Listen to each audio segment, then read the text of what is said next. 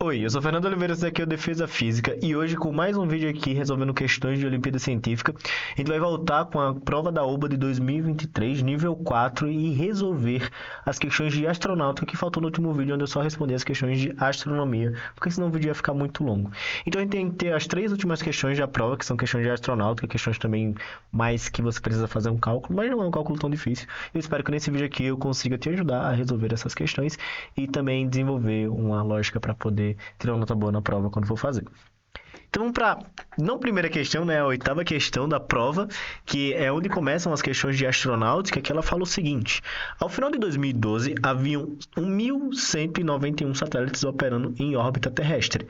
10 anos depois, temos 6.905 satélites. Somente nesta década, há a expectativa de que mais de 14 mil satélites sejam lançados ao espaço.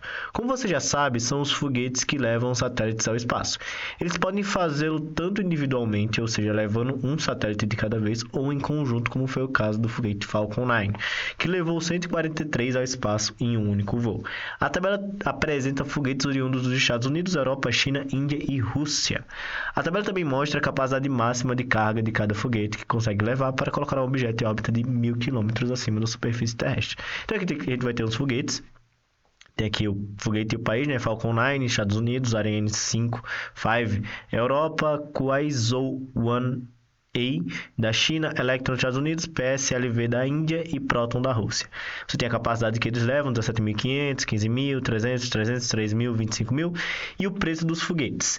E o custo específico, que tem umas lacunas aqui, mas a gente tem um do Ariane 5, a gente tem do Electron e a gente tem do PSL, que basicamente é dólares por quilograma. Ou seja, você pegar o valor que ele gastou e o quanto que ele pode levar, e você tem uma noção ali de quanto que ele consegue carregar.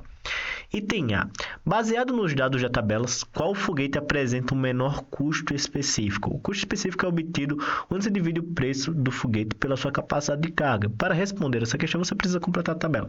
Então, aqui não é uma questão tão complexa, até porque ele deu o caminho do que você precisa fazer. Ou seja, ele fala para você, olha, para você responder essa questão, é só dividir o preço do foguete pela capacidade de carga que você vai ter esse custo específico para você fazer a comparação. Então, para isso, eu vou utilizar uma calculadora, porque facilita muito nos cálculos, né? Eu não vou também demorar muito, porque basicamente o que eu estou fazendo aqui? Eu vou pegar o valor do preço em dólares e vou dividir pela capacidade de carga. Então, aqui, a princípio, eu teria, por exemplo, 70 milhões dividido por 17.500, que dá 4.000. Sim que você consegue fazer também na mão aqui rapidinho, mas eu vou evitar ficar muito tempo nisso. Eu quero dar a lógica mais do que você precisa fazer necessariamente. Mas vamos lá, aumentar aqui um pouquinho, porque tá um pouco fininho a canetinha.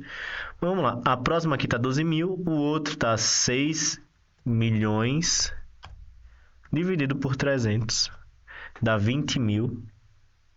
20.000. E aqui você tem 175 milhões para 25.000 da Rússia. Dividido por 25.000. Dá 7.000. Então aqui no primeiro ele basicamente só pediu para eu fazer a comparação de qual era o menor, qual que tinha o menor custo específico. Aqui a gente já vê que é esse daqui de 4.000, que é o Falcon 9 dos Estados Unidos. Então aqui já vê que a gente pode excluir a letra D e a letra E, porque o Falcon 9 é a primeira resposta. Suponha que você tenha dois satélites de 7.500 para colocar em órbita. Qual dos foguetes você usaria, considerando o menor preço do foguete e considerando que o foguete levará somente os seus satélites? Então eu tenho dois de 7.500 quilos, então no caso eu vou ter 14.000 quilos para levar, e eu na teoria tenho que escolher o menor custo específico, ou seja, o quanto eu vou gastar menos, só que também em comparação com o quanto que eu posso levar de carga.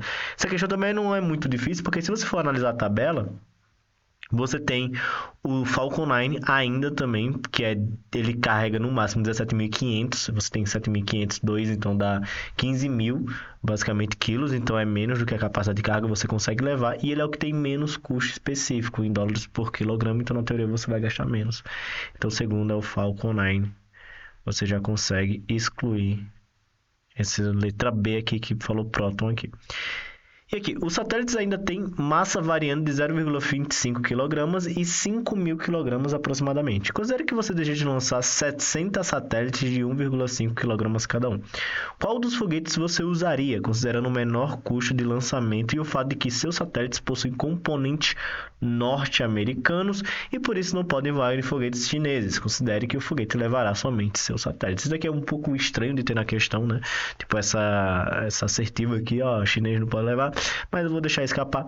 Porque, tipo, se você for ver, na verdade, você consegue tirar essa resposta que faz, porque se você viu que só sobrou A e a C diz um foguete chinês, que é o Kuezhou 1A, e aqui sobra o Electron, que é um foguete aqui americano, que a capacidade de carga é 300 kg, aqui também é 300 kg, e você vê que nesses casos aqui, você teria calculado 60 vezes 1,5, que salvo engano dá 90, né? 60 vezes 1,5 vai dar 90 quilos. E você veria que o da China seria menor custo específico, só que como tem peças norte-americanas, como foi mencionado, tem que ser um americano, pelo menos não chinês. Então, a resposta fica com Electron. Electron, resposta, letra A. Vamos para a próxima questão. Você vê que os textos são bem longos, então só a leitura já deixa o vídeo bem longo. Mas vamos lá. Questão número 9, um ponto. O VCUB-1 da empresa Visiona é o primeiro satélite brasileiro a fazer uso de uma nova tecnologia espacial, que são os veículos de transferência orbital, OTV, Orbital Transfer Vehicles. De modo simplificado, um OTV pode ser entendido como um satélite que, colocado em órbita terrestre por meio de um foguete, é capaz de inserir vários pequenos satélites em diferentes órbitas por meio de manobras orbitais. Em decorrência da diminuição do tamanho dos satélites por conta da miniaturização da eletrônica, um foguete como o Falcon 9 da SpaceX é capaz de levar em um único voo dezenas de satélites. Como cada satélite tem suas especificidades em relação à altitude e plano orbital, faz-se uso de um OTV para efetuar os ajustes orbitais de cada um dos pequenos satélites que ele transporta. Para tanto, o OTV possui seu próprio sistema propulsivo.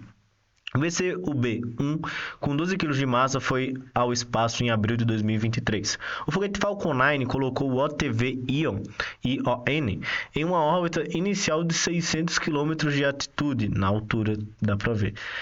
A partir dessa altitude, a OTV ION inseriu os satélites A, B, C, D, VCUB-1 e F em suas órbitas finais de 580, 560, 540, 520, 500 e 480 km, respectivamente. Para que possa realizar suas manobras orbitais, o OTV ION possui um sistema propulsivo próprio com 2,6 kg de propelente. Depois de colocar o último satélite em órbita da OTV ION, reentrou na atmosfera terrestre, onde foi destruído pelo intenso calor gerado pela reentrada. Para cada redução de 20 km da sua altitude, o OTV ION necessita de um dia. Considerando que a ejeção dos satélites é instantânea, quantos dias foram necessários, no mínimo, para a colocação do VCUB-1 em sua órbita de 500 km? Ou seja, ele quer saber quanto tempo demorou para você colocar essa órbita de 500 km. E você vê que aqui, por exemplo, você tem esse corpo que vai começar a sua manobra e ele diz que um dia é necessário para cada manobra a cada 20 km.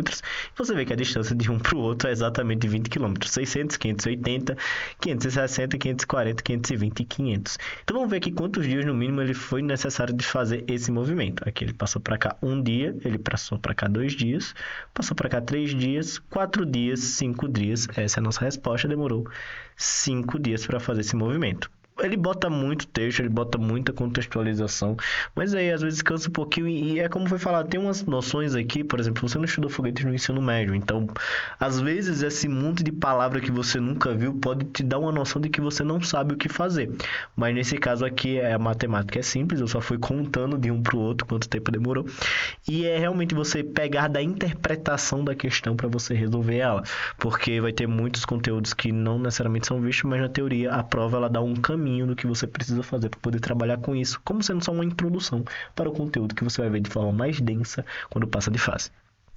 Então aqui no item B ele fala: para a correção de 10 km de altitude, o sistema propulsivo OTV ION consome 200 gramas, 0,2 kg de propelente. Quanto de massa de propelente será consumida pelo OTV ION para colocar o VCUB-1 em sua órbita final após lançar o satélite D. Então aqui ele lançou o satélite D, que está a 520 km, e ele vai deixar o VCU-B a 500 km. Ele diz que a cada 10 km ele consome 200 gramas. Então se ele foi de 520 até 500 km, ele se movimentou por 20 km. Se a cada 10 km ele gasta 200 gramas, então durante 20 km ele vai gastar 400 gramas, ou 0,4 quilogramas, o que nos leva à resposta letra D, porque não é 0,2 e não é 0,8. Uma questão tranquilinha, que só tem um texto completamente gigante. Eu demorei mais tempo, acredito, lendo o texto do que respondendo a questão. Agora temos aqui uma redação do Enem, que ela fala o seguinte: a exploração de Marte é uma das áreas mais ativas da pesquisa espacial, com cerca de 50 missões já realizadas e ou planejadas não tripuladas ao planeta vermelho, e até há planos de levar humanos para lá em um futuro próximo. Nesse momento, há 2 jipes robôs deslocando-se na superfície marciana, Curiosity e Perseverance, um pequeno helicóptero, Ingenuity, e 7 satélites orbitando o planeta vermelho. Chegar em Marte é um desafio extraordinário, razão pela qual metade das missões para lá enviadas falharam. Imagine você arremessar uma espaçonave do tamanho de um carro em direção a um ponto no espaço onde Marte estará daqui a alguns meses. Para tanto, são utilizados foguetes que possuem 60 metros de altura e 531 mil quilogramas de massa. Isso mesmo, para arremessar uma espaçonave de 1.000 kg em direção a Marte, são necessários 480 mil quilogramas de propelente, combustível mais oxidante, que são consumidos em apenas 20 minutos. Durante quase toda a trajetória rumo a Marte, o gigantesco foguete já não mais existe. Pequenos motores foguetes da espaçonave são utilizados apenas para correção de trajetória e para amartissagem, pouso em Marte. Durante essa fase de voo não propulsado, a espaçonave fica sob a influência quase exclusiva do campo gravitacional do Sol. Muito antes que os grandes foguetes pudessem ser desenvolvidos, o cientista alemão Walter Humann propôs em 1925 uma trajetória de transferência orbital que envolvia o menor consumo de propelente, desde então conhecida como órbita de transferência de Humann. Nessa trajetória, ver figura, o periélio da órbita de transferência encontra-se na órbita da Terra, que corresponde ao ponto A, enquanto o afélio se encontra na órbita de Marte no ponto B. Para as questões abaixo, considere a órbita da Terra e de Marte são circulares e coplanares. E tenha, sabendo que o semi-eixo maior de órbita elíptica ao redor do Sol corresponde à metade da distância entre o periélio e o afélio. Calcule o valor do semi-eixo maior da órbita de transferência. Considere que a distância da Terra ao Sol seja de 1 unidade astronômica e que a distância entre Marte e o Sol seja de 1,5 unidade astronômica. Apresenta os resultados em unidades astronômicas. E o B. Em 1619, o alemão Johann Kepler propôs a terceira lei de Kepler, que diz que o quadrado do período de uma órbita dividido pelo cubo do semi-eixo maior dessa órbita é constante para todos os corpos que orbitam o mesmo corpo central. Por exemplo, sendo T o período e S o semi-eixo maior da órbita de transferência, tem que T quadrado sobre S ao cubo vai ser igual a TT ao quadrado sobre RT ao cubo, onde TT é o período de órbita da Terra, ou seja, 12 meses e RT é a distância da Terra ao Sol, ou seja, unidade astronômica. Sendo assim, calcule o tempo para que a espaçonave viaje do ponto A ao ponto B de sua órbita de transferência em meses. Lembre-se de que apenas a metade da elipse é percorrida e que, por isso, esses tempos correspondem à metade do período da órbita de transferência. Considere a raiz de 1,5 igual a 1,22 e a raiz de 1,25, 1,12. Assinale a alternativa que contém as respostas corretas no item A, B, acima e na sequência correta. Vamos lá. Muito texto, mas vamos responder que é fácil. Pode não parecer, mas eu falei, é muito texto, mas é fácil. Vou responder primeiro a... Eu vou até dar um zoomzinho aqui, porque fica melhor até de escrever. Tá, foi zoom demais. Tá, aqui vamos lá. Letra A. O que nós vamos fazer aqui, ó? Ele falou que o semi-eixo maior da órbita elíptica corresponde à metade da distância entre o periélio e o afélio. Então, o semi-eixo maior, que eu vou denominar A, vai ser a distância do afélio mais a distância do periélio dividido por 2. E você tem uma órbita em que o periélio é o ponto da Terra e o afélio é o ponto de Marte. Então, basicamente, o que eu vou fazer é somar 1 mais 1,5 e dividir por 2, que eu tenho a minha resposta. Então, 1 mais 1,5 vai dar 2,5.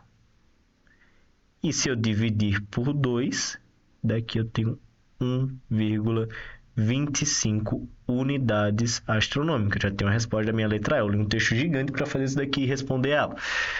E na letra B, o que eu vou ter? Eu vou ter também muito texto, mas no final o que ele está dizendo para mim é: se eu pegar qualquer movimento ao redor do Sol, e eu pegar o tempo que ele demora para rotacionar um ano ali, fazer a translação de um ano, e dividir pela sua distância ao cubo, pegar o tempo ao quadrado e dividir pela distância ao cubo, sempre vai dar o mesmo resultado.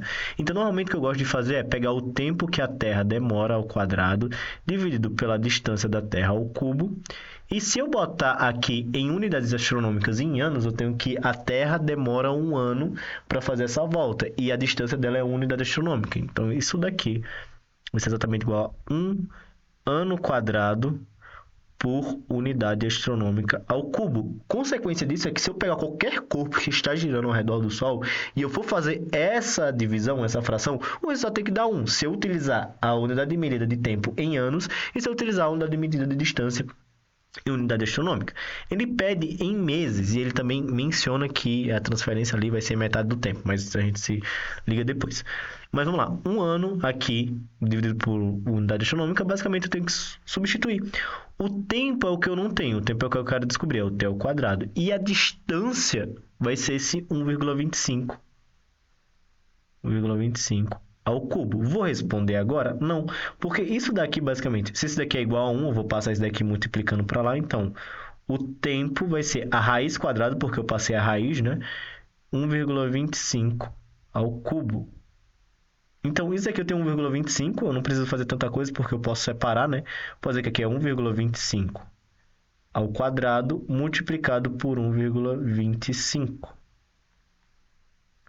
Então, o tempo, se eu tirar esse daqui, o quadrado desse daqui, vai ficar 1,25 multiplicado pela raiz de 1,25, que ele me deu uma aproximação ali bonitinha, que é de 1,12, então fica 1,25 vezes 1,12, uma conta um pouco chatinha de se fazer, então vou fazer na calculadora, né? 1,25 vezes 1,12 dá 1,4 anos, porém, vamos lá, 2 pontos. Ele falou que é a metade, então a metade de 1,4 é 0,7 anos. Essa seria a minha resposta. Mas 0,7 anos, quantos meses dá? É só multiplicar 0,7 por 12, que eu tenho 70% de 12 meses. Isso daqui dá, na verdade, 8,4 meses. Você poderia tirar essa resposta simples, porque como é menos de um ano, e você vê aqui que só tem resposta com menos de um ano nesses pontos, aqui não é menos de um ano, não é menos de um ano, não é menos de um ano, e você tem esse daqui como 1,25 unidades astronômicas, que foi o que a gente encontrou, você sabe que a resposta é a letra E. Então esse foi o vídeo, espero que vocês tenham gostado. Se você gostou, deixa o seu like, envia para alguém que você acha que vai ajudar. Eu espero que você se dê bem nessa prova que você está estudando, se for fazer a Olimpíada Brasileira de Astronomia e Astronáutica. Mas basicamente esse é um resumo básico de como resolve essas questões. Eu vou fazer mais vídeos das outras provas, talvez se der certo de outros níveis, vai depender da recepção realmente disso daqui, e se isso daqui realmente está ajudando. Então é isso, tem muito mais coisa no canal em si, tem divulgação científica, tem aulas, resolução de questões, tem logo mais daily vlog, se eu não já postei, eu não sei se esse vídeo vai sair antes ou depois do daily vlogzinho falando aqui sobre a faculdade, mas tem muita coisa aí para você explorar. Então é isso, muito obrigado e tchau!